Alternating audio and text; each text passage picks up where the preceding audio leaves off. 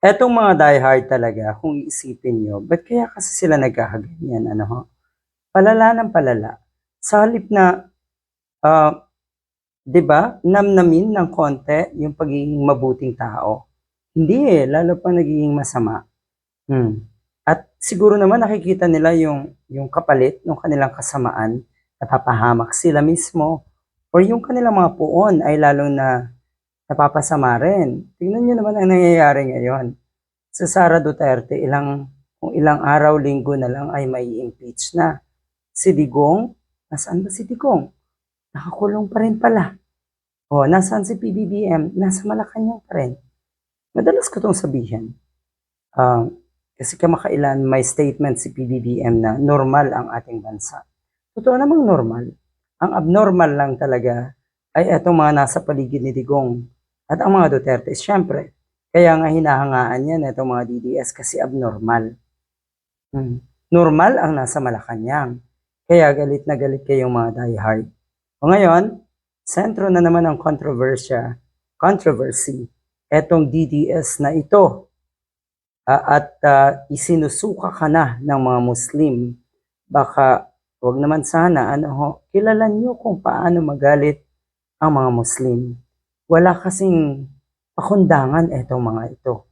Basta nakita yung iniisip nilang kalaban nila, babanatan, gagawa ng kawalang hiyaan, kasinungalingan, at kung ano-ano pa.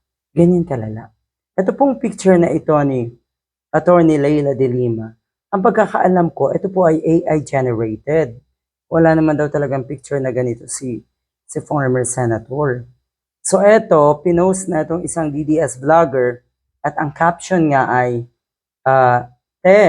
tagpila ang tempered glass sa iPhone 17 Pro Max, 1 terabyte cash. O ayan, may kalong yabang madalas yung kanilang mga presence sa social media, yung mga post nila.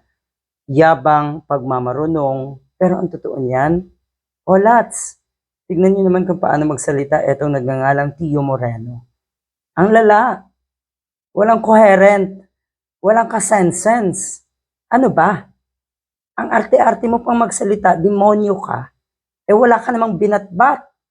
No wonder. Ganyan na ganyan kasi mga idolo nyo. Tingnan mo kung paano magsalita. Ang lala no, ng mga diehard talaga. Ang galing yung magmarunong. O ayan, hindi Muslim po si Attorney Leila de Lima ha. So parang ang dating daw kapag naka-hijab, automatic, tindera na daw ng cellphone o nag-aalok ng tempered glass. At yan po ang ikinagalit ng mga kababayan nating Muslim. Yan.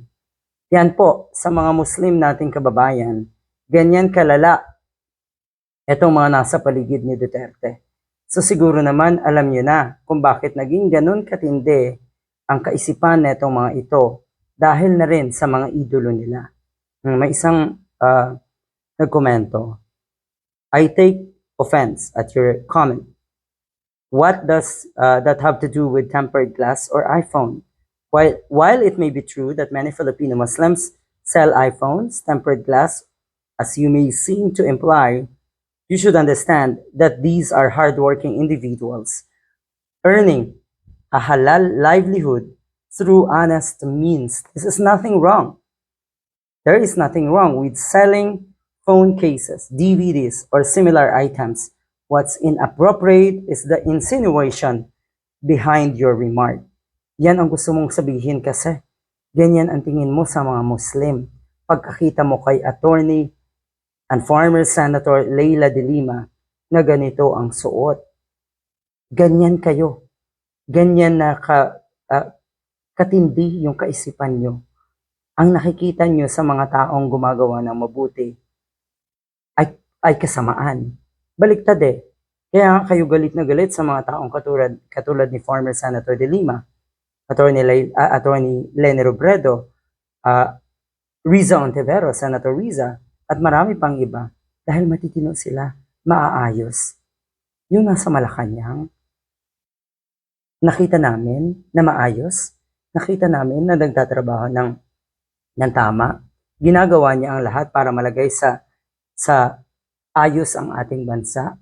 O ayun, yun ang naging dahilan. Kaya hindi namin, walang bumabanat sa kanya na sinasabi niyo mga dilawan or kakamping. Kasi nakikita namin nagtatrabaho. Sa inyo, nakita niyo rin yan.